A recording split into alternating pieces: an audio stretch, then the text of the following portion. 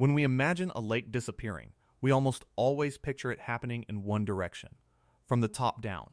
We see the water shrinking under a relentless sun, evaporating into the air, the shoreline creeping inward, the level falling as the heat lifts the water away into the sky. It is the natural assumption, the intuitive picture of a vanishing lake, and for most lakes in most places. It is more or less correct. But some of Florida's most striking lakes disappear in exactly the opposite direction. They do not rise into the sky, they sink into the earth. Their water drains downward, pulled through hidden openings in the lakebed into a vast and mysterious world beneath the surface, until a lake of billions of gallons has simply poured itself into the ground and vanished, leaving a cracked and drying plain where open water stood a few weeks before. The cause of their disappearance is not the sky above, but the ground below. It comes not from the heat of the sun, but from the hidden realm beneath our feet. This is one of the strangest and most fascinating geological phenomena in America, and the title that describes it is Unusually. Largely true, some of Florida's famous lakes really are disappearing, and the cause really is coming from underground. Understanding how and why means taking a journey down into the hidden world that governs the fate of the water above, a world most of us walk over every day without ever suspecting it is there. Let us first establish that the disappearance is real, while being honest about its true character. Lakes in Florida do genuinely vanish. This is not exaggeration. The most celebrated example is Lake Jackson, just north of Tallahassee, a substantial lake of several thousand acres that, when full, holds something on the order of 12 billion gallons of water, and Lake Jackson has drained away almost completely. Roughly a dozen times over the past 2 centuries, its water disappearing into the ground and its bed transforming into a vast expanse of cracked mud, a change so dramatic and so total that it is hard to believe until you see the photographs. So the disappearance is entirely real. But here is the crucial nuance that honesty requires for lakes like Lake Jackson. This vanishing is not a permanent loss, but a recurring natural cycle. The lake drains, and then, when the rains return in sufficient quantity, it refills, and the process repeats, following a rhythm far older than any of the towns around it.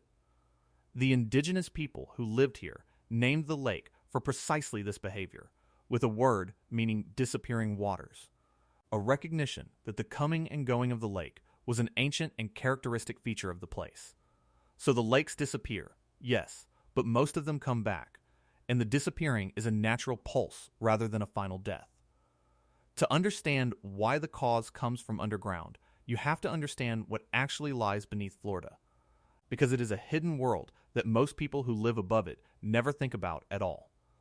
Beneath the sand and soil of the surface, Florida rests on a thick platform of limestone, and that limestone has been slowly dissolved over millions of years by faintly acidic water into an immense and intricate labyrinth of caves, tunnels, conduits, and cavities.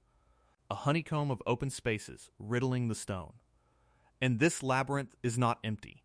It is filled with water, forming the Floridan Aquifer, one of the largest and most productive aquifers on the entire planet, a vast subterranean reservoir held within the porous rock. But it is crucial to understand that this underground water is not a still, stagnant pool. It is a living, flowing system, water moving slowly but constantly through the network of stone, entering in some places, traveling for miles through the hidden conduits, and emerging in others. Beneath the whole state runs this immense, silent plumbing system, a world of water and stone that operates entirely out of sight, and yet exerts a powerful influence on everything that happens on the surface above it. This underground world is the true subject of our story, because it is from here, from this hidden realm, that the cause of the vanishing lakes arises. It is worth pausing to appreciate the sheer scale and vitality of this hidden world, because most people, even lifelong Floridians, have almost no sense of what lies beneath them. The Floridan Aquifer underlies not just part of the state, but essentially the whole of it, extending beneath tens of thousands of square miles and reaching into neighboring states as well, holding a quantity of water that beggars comprehension. It is the source of drinking water for millions of people, the wellspring that feeds the state's more than 1,000 natural springs, some of which discharge hundreds of millions of gallons of water every single day, day after day, year after year, and flows so powerful and so constant that early explorers could scarcely believe them. Divers who venture into the flooded caves of this underground world describe vast submerged chambers and tunnels stretching off into the darkness, a genuine subterranean landscape of rooms and passages carved through the rock, filled with water so clear it seems invisible. This is not a metaphor or a simplification. It is a real, physical, explorable world. A second Florida existing beneath the first, made of stone and water instead of sand and sky. And the two Floridas, the visible one above and the hidden one below, are not separate. They are constantly exchanging water through the countless openings in the porous rock, the surface feeding the aquifer when it rains, and the aquifer feeding the springs and the lakes in turn. A perpetual circulation between the world we see and the world we do not. Once you grasp the reality and the scale of this underground world, the disappearing lakes stop seeming like a bizarre anomaly and start to make perfect sense, as one visible expression of the ceaseless traffic of water between the surface and the depths. The connection between the lakes on the surface and the water in the ground is the key to the entire phenomenon. Many of Florida's lakes are not sealed basins sitting on top of an impermeable floor. They are intimately connected to the aquifer below them through the porous rock. And many have actual sinkholes in their beds, direct openings that link the lake to the underground world beneath.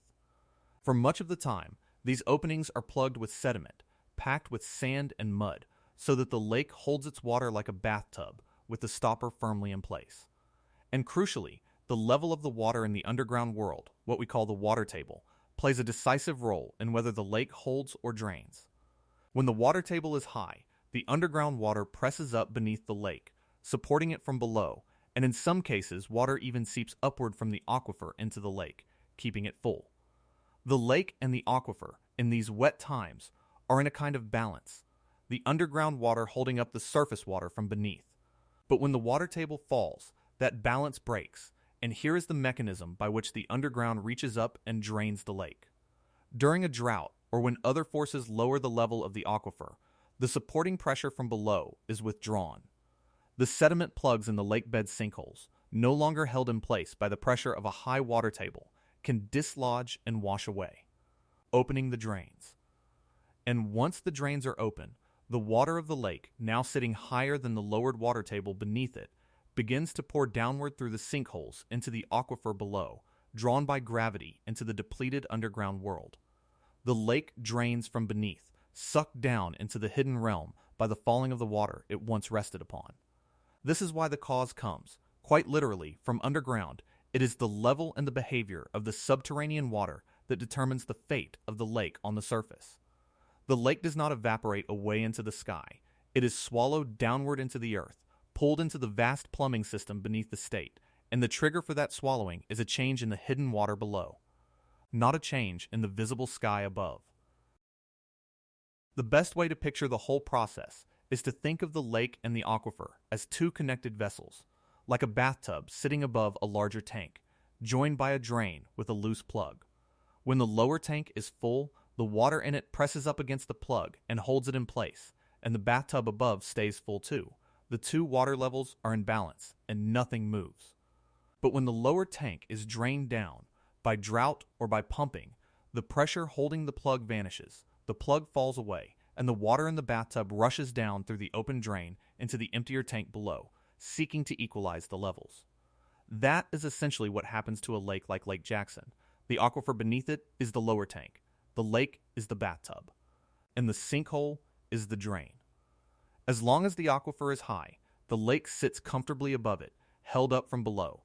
But let the aquifer fall far enough, and the lake will find its drain unplugged and pour itself downward into the depleted rock beneath, chasing the retreating water table into the earth. This is why the same lake can be brimming full one year and a cracked plain the next, without any dramatic change in the rainfall falling directly on it. The decisive variable is not the water arriving from the sky, but the level of the water waiting in the tank below, and that level is set by forces, natural and human, operating across a whole region and deep underground, far from the shores of any single lake. And where does the water go once it is drained into the underground world? This is one of the most beautiful parts of the story. Because the water is not destroyed, it simply joins the great subterranean flow and journeys on. Having poured down into the aquifer, the lake's water enters the network of underground conduits and travels through the hidden plumbing of the state, sometimes for many miles until it re-emerges, often far away, at one of Florida's spectacular natural springs, where the aquifer breaks the surface and pours out clear, cool water in astonishing volumes. So the lake that vanishes in one place does not cease to exist. Its water reappears, transformed, bubbling up at a spring somewhere else entirely. Part of the endless circulation of water through the underground world. The realm beneath the surface that swallowed the lake also gives it back, in a different form and a different place. A hidden redistribution that connects the disappearing lake to the flowing spring through the invisible pathways of the stone. What looks, on the surface, like simple loss is, in the underground reality. A movement, a transfer of water from one part of the hidden system to another. Now we come to the part of the story where human beings enter the underground world and begin to change it, because the cause coming from underground is, increasingly, partly a cause of our own making. Humans reach down into the aquifer, chiefly by pumping its water out for our use. And in Florida, this pumping is enormous. The state's staggering growth, its millions upon millions of residents, and its vast agriculture draws prodigious quantities of water from the aquifer for drinking, for irrigating lawns, and for growing crops. And all of this pumping lowers the water table, the level of the underground water, across whole regions, in some places by tens of feet. Because the lakes are drained precisely when the water table falls, this human lowering of the underground water can make the lakes drain more readily, more frequently, and stay dry longer than they otherwise would. So the hand reaching up from underground to pull the lakes down into the earth is, in part, our own hand, by drawing down the hidden water on which the lakes depend. We tip the delicate balance that determines whether they hold their water or lose it to the depths. The underground cause, in other words, is not purely a matter of nature and drought. It is increasingly entangled with the sheer quantity of water that a growing human population extracts from the ground beneath its feet. And the lakes are not the only thing affected when humans draw down the hidden water, which is part of why the pumping matters so much. Lowering the water table across a region has consequences that ripple through the whole underground world and back up to the surface in several ways at once. As the aquifer falls, the great springs that depend on it weaken, their once mighty flows dwindling. And some springs have slowed dramatically or stopped altogether where the underground water has dropped too far. The lowered water table also removes support from the roofs of the underground cavities, making the ground above more prone to sudden sinkhole collapses, the kind that swallow roads and homes. And along the coasts, as the fresh water in the aquifer is drawn down. Saltwater from the sea can intrude inland to fill the void, contaminating wells. The disappearing lakes, in this light, are just one visible symptom among several of a single underlying stress. The drawing down of the hidden water on which so much of Florida's surface world silently depends. When we pump the aquifer faster than nature refills it, we are not simply taking water from a tank. We are reaching into the delicate machinery of an entire hidden world and altering the balance that holds the visible one in place. The vanishing lake is the most dramatic and photogenic sign of that alteration, but it is far from the only one, and understanding it means understanding that everything in this underground system is connected to everything else. Honesty requires being careful here, however, because it would be wrong to lay the disappearing lakes entirely at the door of human pumping. The truth is more nuanced and more interesting than that. For the classic disappearing lakes like Lake Jackson, the primary driver is fundamentally natural. The lake has drained and refilled for centuries. Long before modern development or large-scale groundwater pumping existed, driven by the natural cycles of drought and rainfall and the ancient behavior of the karst system. The underground cause, at its root, is a natural one, the aquifer and the sinkholes and the water table responding to the natural rhythms of a variable climate. And attributing the decline of any particular lake is genuinely complicated. Studies have often found that regional patterns of climate and rainfall matter more than the pumping happening nearby. So the honest picture holds two things at once. The underground cause is primarily natural. the ancient and ongoing behavior of the karst, and the aquifer responding to drought. And human groundwater pumping is a real and growing amplifier layered on top of that natural baseline, capable of making the natural draining worse in places, but not the fundamental origin of a phenomenon that is far older than we are. There is a deeper reason why this framing, the cause coming from underground, matters so much, and it is that it inverts our entire intuition about how lakes disappear, and in doing so, it changes how we must think about them.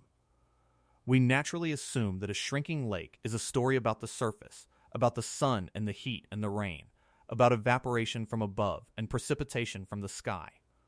But Florida's karst lakes tell a different story, one in which the decisive action happens entirely below, in the hidden water table and the sinkhole drains and the flowing aquifer. This means that you simply cannot understand these lakes, let alone manage or protect them, by looking only at the surface. You cannot explain Lake Jackson's disappearance by measuring the rainfall and the evaporation alone, because the real cause is out of sight, and the level of the underground water and the state of the plumbing beneath the bed. To understand why the lakes vanish, you have to look down, into the ground, into a hidden world that most people never consider, but that quietly governs the fate of the water above. The cause is invisible, subterranean, and so, in large part, are any solutions, which is a profound and humbling thing to realize about the landscape of an entire state. To live in Florida's lake country, then, is to live above this hidden, active, powerful underground world, almost always unaware of it, until the day a lake drains and abruptly reveals the dependence of the visible world on the unseen one. The lakes that people love and build their homes and their lives around, the shining surfaces on which they boat and fish and swim, are in truth the surface expressions of a vast subterranean system that they cannot see and only dimly understand, a system that can, at any time, and often, without warning, reach up and pull the water down into the earth. It is a humbling relationship to contemplate, the entire visible world of lakes and shores and waterfront communities resting upon and ultimately at the mercy of an invisible world of stone and water flowing silently below. The residents who watch their familiar lake drain into the ground are, in that moment, being shown something most of us never have to confront: the raw dependence of the surface we inhabit on the hidden depths we ignore, the sudden, startling reminder that the solid, watery world we take for granted is really just the visible skin of something far larger and stranger underneath. And this is why the story reaches beyond Florida, because the disappearing lakes are a particularly dramatic instance of a truth that applies everywhere, that the visible world we inhabit rests upon hidden ones, that beneath our feet lie vast systems of water and stone and process that we rarely see, but that profoundly shape the surface we live on. Karst landscapes, like Florida's, exist all over the world, wherever soluble rock has been carved by water into hidden labyrinths, and everywhere they deliver the same lesson, that the ground is not the inert and reliable backdrop we casually assume it to be, but an active, living system with a powerful life of its own, capable of reshaping the surface in sudden and dramatic ways. Florida's lakes, vanishing downward into the earth, are among the most vivid displays anywhere of this hidden underground power, and they carry an implicit invitation, even a warning, to look beneath the surface of the land and of the problems we face, for the true and often invisible causes that the surface alone can never reveal. The most important forces are frequently the ones we cannot see. So let us return, at the end, to the claim we began with and judge it honestly. Are Florida's most famous lakes disappearing, and is the cause coming from underground? In its essentials, yes, and unusually for such a dramatic headline. It is largely accurate. Some of Florida's notable lakes do genuinely disappear, draining away into the ground, and the cause truly does come from underground, from the hidden world of dissolved limestone and the vast Floridan Aquifer beneath the state, whose falling water table opens the drains in the lake beds and pulls the lakes down into the earth. But the fuller truth adds the essential nuance that keeps the story honest.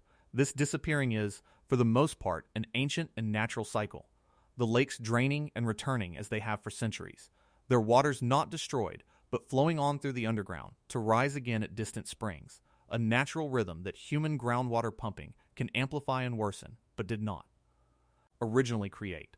So the cause is real, and it is genuinely underground, and it is one of the most fascinating in all of American geology, the hidden subterranean world of stone and flowing water that governs the fate of the lakes above, mostly through its own ancient nature, and increasingly through the reach of human hands into the ground. To understand why Florida's lakes disappear, you must look not up at the sky, but down, into the hidden world beneath your feet, and what you find there is not an apocalypse, but one of the strangest and most beautiful geological stories in the country, unfolding quietly and continuously, forever out of sight.